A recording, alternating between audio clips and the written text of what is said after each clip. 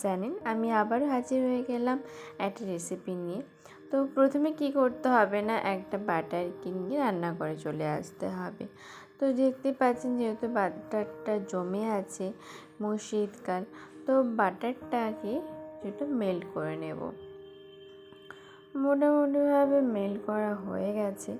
তো এতে পরিমাণ মতো আমি আদা, পেঁয়াজ, রসুন বাটা দিয়ে দেব 3 চামচের মতো, এবং দিয়ে দেব 1 চামচ সয়া সস, 1 চামচ টমেটো সস এবং 1 চামচ মতো ভিনিগার। দিয়ে দেব পরিমাণ মতো লঙ্কার গুঁড়ো আর স্বাদ মতো লবণ।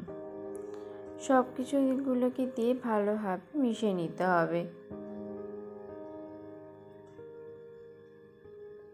এখানে আপনারা চাইলে টক দই ব্যবহার করতে পারেন, তো যেহেতু আমার কাছে ছিল না তাই আমি এখানে দিইনি। এখানে বাটারের পরিমাণটা একটু বেশি রাখলে ভালো, কারণ বাটারের পরিমাণ যত বেশি থাকবে তত চিকেনগুলো কিন্তু খুবই সফট হবে।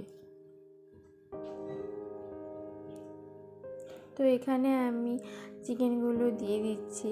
এখানে নিয়েছিলাম ওই প্রায় 200 গ্রামের থেকে একটু বেশি।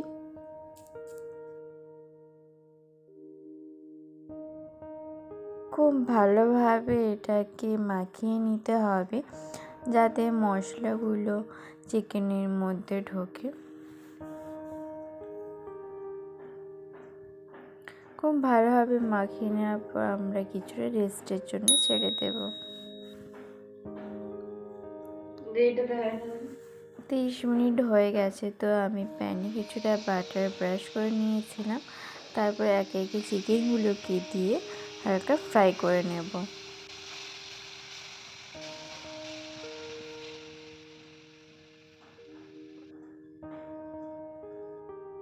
এখানে চিকেনগুলো অলমোস্ট 70% ফ্রাই হয়ে গেছে।